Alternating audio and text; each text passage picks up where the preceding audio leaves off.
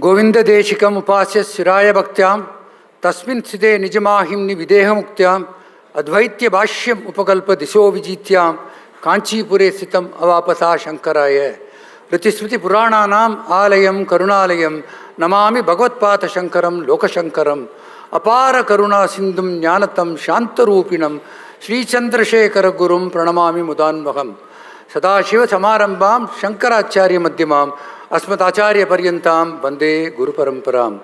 Seeking the benediction of Adi Shankaracharya and to his lineage up to the 70th Guru of the venerated Kamakoti Peetam, Pujya Sri Shankara Vijayendra Saraswathi Swamigal, with whose benign blessings this function is being held today, I raise to address you today. It gives me great pleasure to welcome you all to this pleasant and solemn function organized this evening to confer the 27th SIES Sri Chandrasekarendra Saraswathi National Eminence Award for the year 2024 to 4 distinguished sons of Mother India who have extraordinary accomplishments to their credit. These awards are given in 4 distinct fields of human endeavor: public leadership, community leadership, science and technology, and spiritual and social leadership. They all in the aggregate represent the full canvas or the gamut of life itself. In a sense, therefore, these awards are celebrations of life. These awards are named after Pujya Sri Chandrasekarendra Saraswathi, the 68th Shankaracharya of the venerated Kamakoti Peetam. Time has indeed flown. It was as if a few years before, this journey of celebrating excellence in the name, in honor and memory of the Shankaracharya had started. Over these years, 104 men and women of exceptional merit and outstanding achievements have been decorated and blessed with this award. Men and women who have stamped infinity on the thought and process of this nation and added to the reservoir of goodness of this blessed land of ours. And these include 3 former presidents of India, 3 former prime ministers of India, 2 vice presidents of India, 2 speakers of the Lok Sabha, 5 governors of states, 4 chief ministers, 5 Bharat Ratnas, 7 foreigners who have espoused the cause of this nation and its culture in their homeland, and 24 Padma Vibhushan. This journey of celebrating human endeavor and its excellence continues. An occasion like this is one of joy, mirth and glee. Of course, of nostalgia down the memory lane as to how, from an ordinary, humble beginning, an young Kannadiga Brahmin boy from the Hoysala community in the obscure village of Viluppuram in Tamil Nadu graduated to become one of the tallest saints of the 20th century.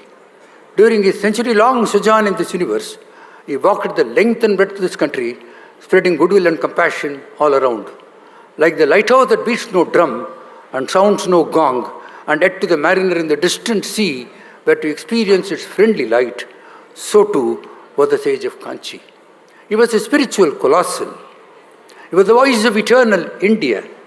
This master of masters was like a lambent light who rekindled the spirit of the nation and brought about a renaissance in many fields of religion, thought and process.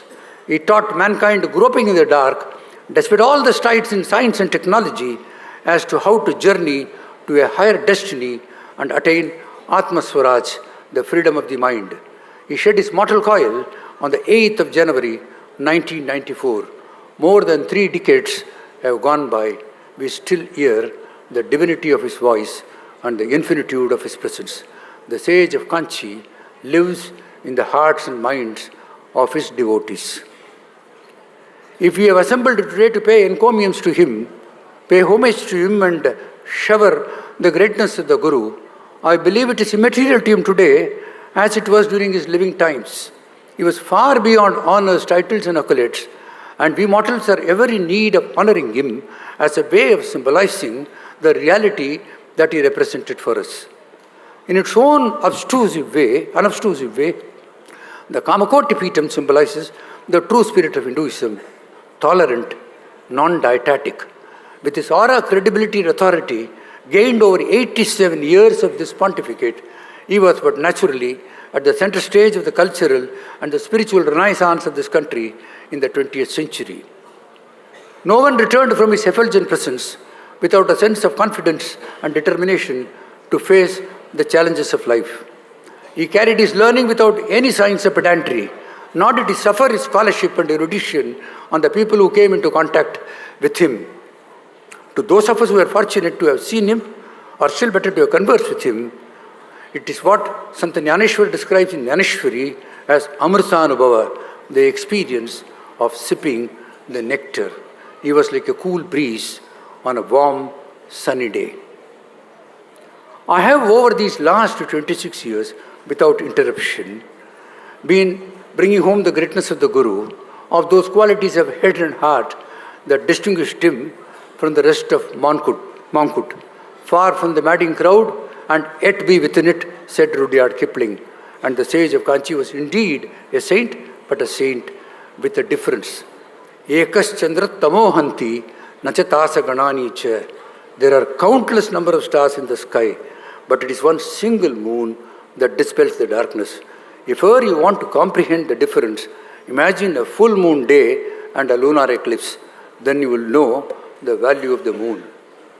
And the irony was, the sage himself carried the name of moon, Chandrasekarendra, the name of Lord Shiva, one who carried the moon on his shikara or his head. Like the celestial moon, he too dispelled the ignorance that enveloped all of us in our samskara, the ajnana that had come onto us. The sage of Kanchi continued to bless people beyond his living times. His spirit endures with us and guides us in the years ahead. Santo Mahanto Nivasanti Santo Vasanta Vallokahitam Karantaha, says Adi Shankara. Like the spring season which brings in freshness and green all around, so too are saints and servants. Ananta Kalyana Guna Sampannaha is how the Lord is described in the scriptures, one who is endowed with all auspicious qualities. The sage of Kanchi was no different. He was an Akshaya Patra, he was a Bandar, an unending reservoir of virtues. That is why, small wonder, to the countless number of his devotees, both in this country and even beyond, far beyond, in distant lands, he was a Nadamadam Devam, that God who walked the earth in the 20th century.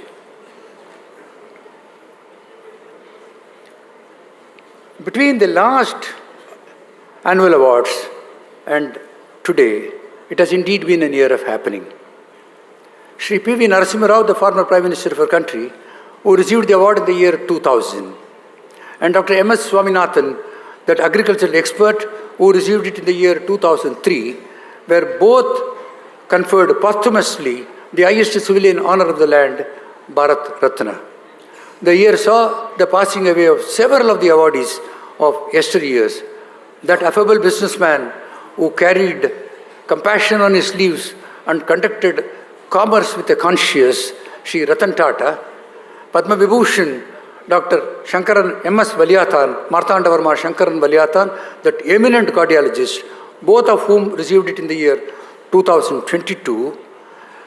Padma Vibhushan, Sri Fali Nariman, the noted jurist, Padma Bhushan, Dr. S.S. Badrinath of Shankara Netralaya, all moved from the seen to the unseen and went to the abode beyond. In just about 4 days from now, the nation will be celebrating the centenary, the Shadabdi, of our Bade Pradhan, Swargiya, Bharat Ratna, Atal Bihari Vajpayee ji, who received this award in the year 2006. We continue to remember all of them with reverence, gratitude for their service to the humanity, and bow our head to them for the services that they have done to this nation. The sage of Kanchi often used to say that I am prone to the conclusion predominantly that there exists none without predominantly selfish motives. But over the years, an impression, that too superficial, true to my nature, has gathered around me, that there tread in this earth and continue to tread a few who are rooted in morals and ethics, whose life is for lokahitam and paropakaram, who forsake their own sadhana for the betterment, the spiritual growth of others. It is to the like of them that the rishis of the yore have prayed for 100 years. In honoring them, said the sage, we are honoring ourselves. Adi Shankara and Viveka Chodamani echoed the same thought, but albeit differently, to say how rare such people are. He says, Shatakoti Shatam Krutaihi Punher Vinana Labhyate. Without blessings, even in hundred of crores, you won't get one single noble person of the class that the sage of Kanchi has described. The Hindu religion, mistakenly called as a religion, the scriptures are an unending reservoir of human conduct. It has codified human behavior to the last word. It is in fact a way of life, including the fact that who should be honored, who should not be honored, have been documented and codified in this Hindu scriptures of ours. Rare to believe that the Bandar that this country possesses has not been realized by us for the greatness it has. It says, Pratyakshe Kuravaha, Parokshe Mitra Bandavaha, Karyasu Dasaprityasya Nasvaputra Kadachana. Pratyakshe Kuravaha, when it comes to God, gods and the gurus, worship them, praise them, sing their glory as you see them or the impressions you see of them. When it comes to people who serve others, including friends, relatives and families, honor them publicly before others as we are doing it today. Just as a horse is patted on the back only after the race is run, so too is a servant who should be acknowledged only after the work is accomplished. And then the scriptures say, Nasvaputra Kadachana. Millions and millions of years ago, the scriptures were able to realize that excessive love and affection for the children and indulgence will only result in spoiled brats and spoiled children. That's the greatness of the scripture that they are talking about.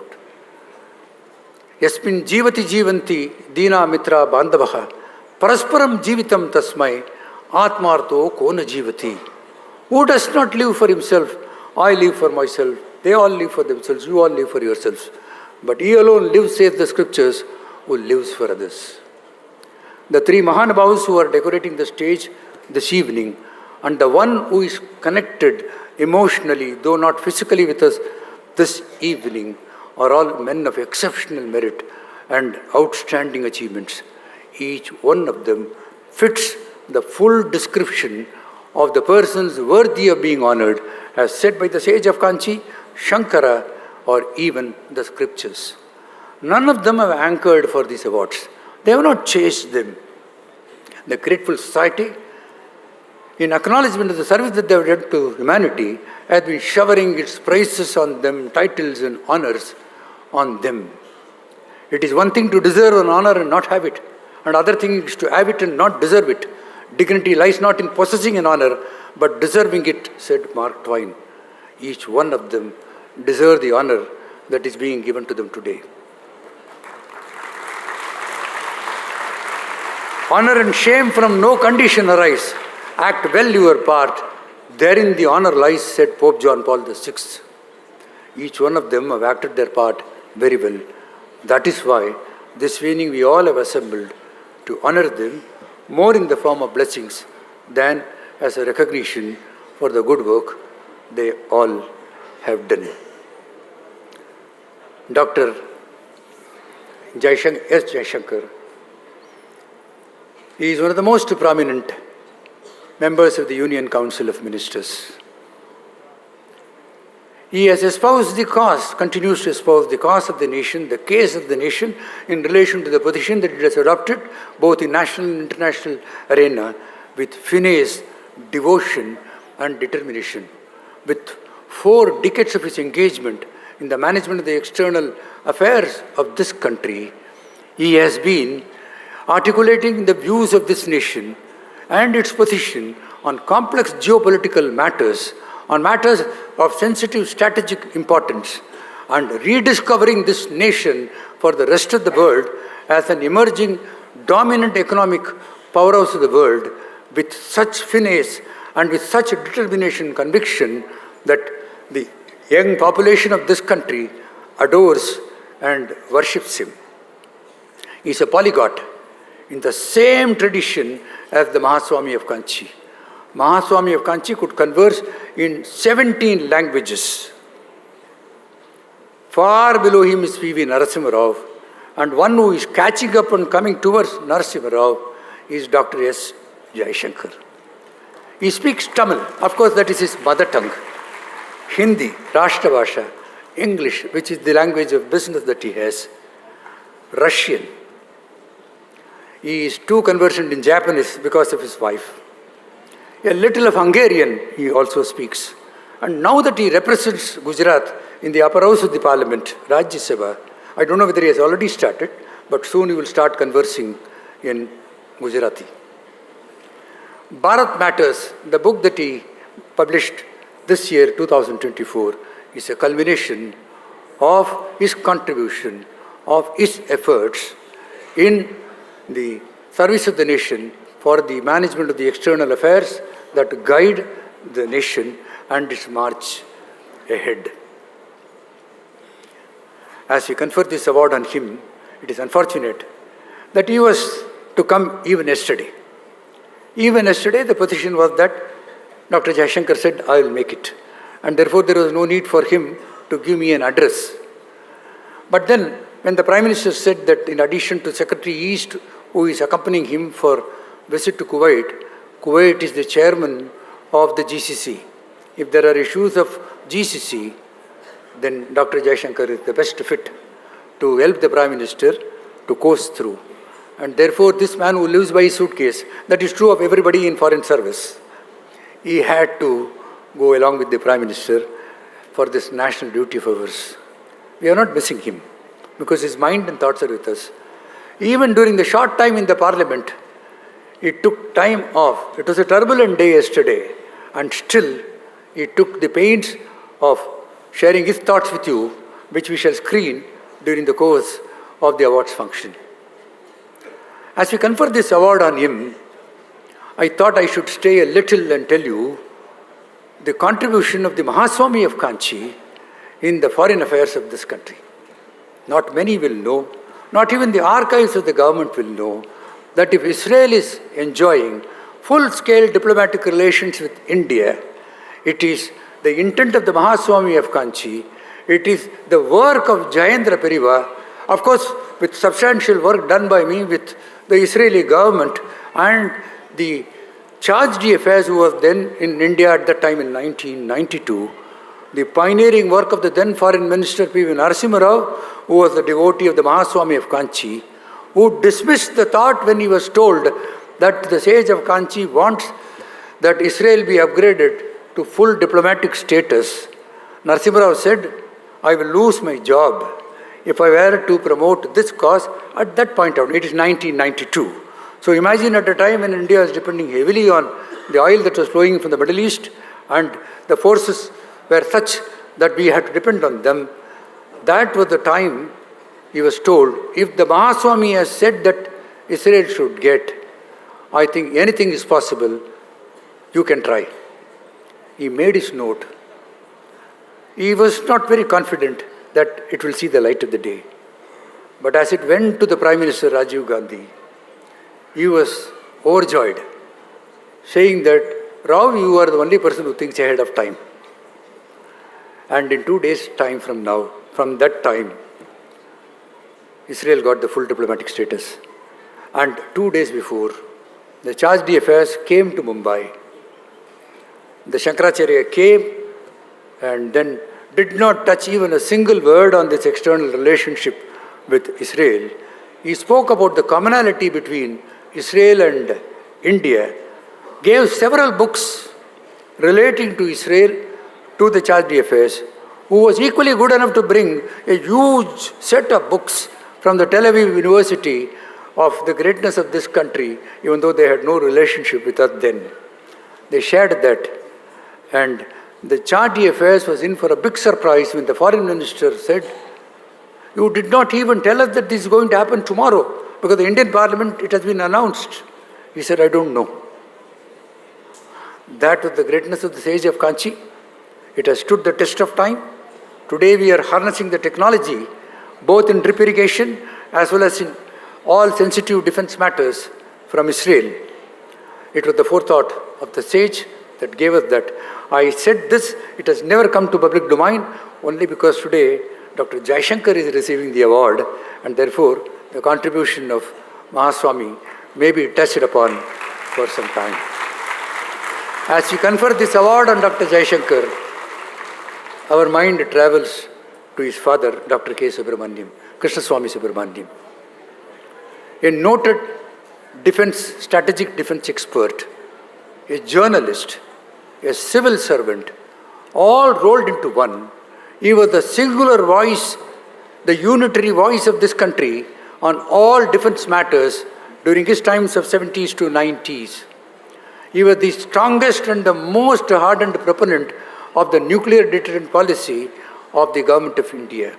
Such a sharp and an agile mind this country seldom had seen.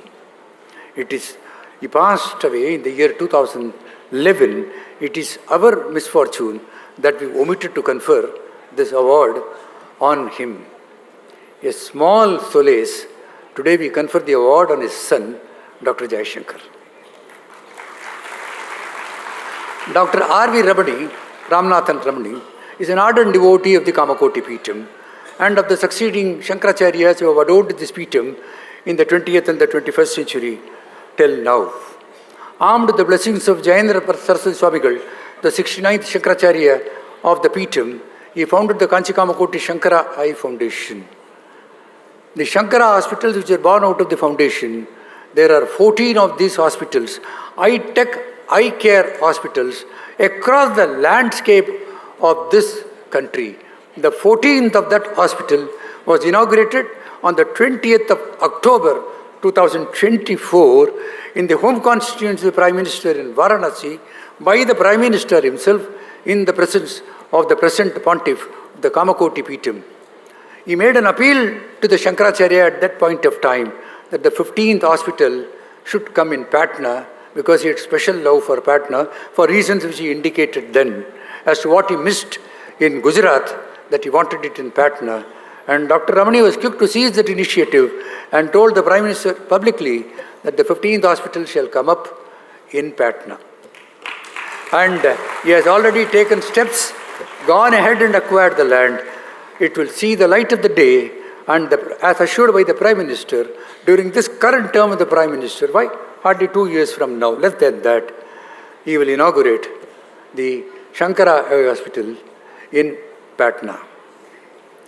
The Shankara hospitals have touched over 10 million human lives in this country. They have touched about 20 lakh people for treatment of the eye care that is required. 26 lakh poor patients across the landscape of the country in deep hinterlands, unconnected to the mainstream land of this society, of this country, far away from being an Indian in that sense of the term. Free cataract surgery has been performed by the Shankara institutions to such a large mass of Indians.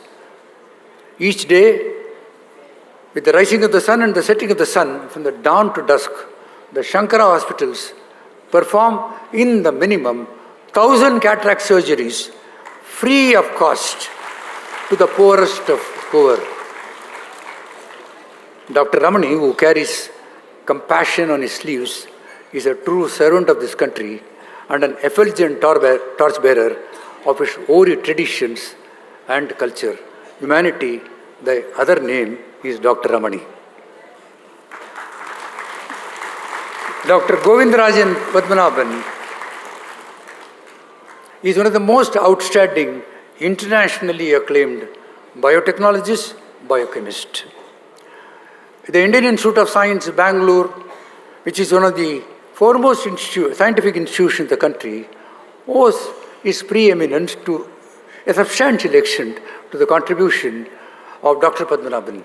First, as a student, postdoctoral student, then as a teacher, then as a professor, then as a director for a long time, and even at this ripe age, as honorary professor of biochemistry in the Institute of Science, he has contributed to the progress of this nation through the application of science and technology. honors and accolades sit very lightly on his shoulders. The Government of India conferred on him the Padma Shri, it conferred on him the Padma Bhushan. But all these things were too little for him when the nominations committee conveyed to him that he has been selected this year for this award, and he said at the very next moment in acceptance that this is the greatest award ever to have been received by him, that he shall cherish for the rest of his life, as it is given in the name of the sage of Kanchi, whom he valued and is most dear to him. This year, the Government of India consolidated all the awards that are given in the field of science and technology. There are several awards which are being given, and unified them into a single award and called it as Vigyan Ratna, the highest award, like the Bharat Ratna for the general thing, for science and technology, Vigyan Ratna. The first inaugural award, the only one recipient of Vigyan Ratna till now, conferred in the year 2024, is Dr. Govindarajan Padmanaban. Thank you, sir, for your gracious presence this evening to receive this award. Mullai Vasal, Dr. R. Krishnamurthy Shasigal, what do I talk of him? A walking university, an encyclopedia of Indian culture, tradition, and practices, the foremost proponent of Shankara's Advaita Vedanta, and a person who in his lifetime had taken the mission of popularizing and spreading the ancient language of this land, Sanskrit, across the landscape to the masses. He started the Vedanta Bhavanam in Chennai to transfer with pristine purity the Advaita Vedanta that Shankara gave to us 2,500 odd years ago to the generation next, so that this parampara of knowing the greatness of this land, this virasat of this land, this bandar that we have, going down to the next generation, he has ensured many, many generations before. For all his services, the Mahaswami of Kanchi, to whom he was very dear, conferred on him the title of Vedabhasha Ratnakara. The Jagat Gurus of Shringeri conferred on him the title Vedanta Visharata. For all his contribution to Sanskrit, the Government of India conferred on him the President's Medal in the year 2013. Even at this ripe age, he is a nonagerian. He continues his mission with unremitting devotion and attention to the preservation of the culture of this land. As I come to the end of my address this evening, slightly long as it were, may the Jagannatha, Kamakoti Kamakshi, shed her grace on all of them. May they live a long life, a life of purpose, healthy. May they achieve the objects of their Jarma. May the good goddess bless us too, so that we can draw a leaf from the life of nobility of all these men, incorporated to our lives through passage of time. In our eternal quest in this pilgrimage of perfection, a little of the selflessness, sacrifice and seva that has been the hallmark of their lives, and then make our lives sublime. Thank you and God bless.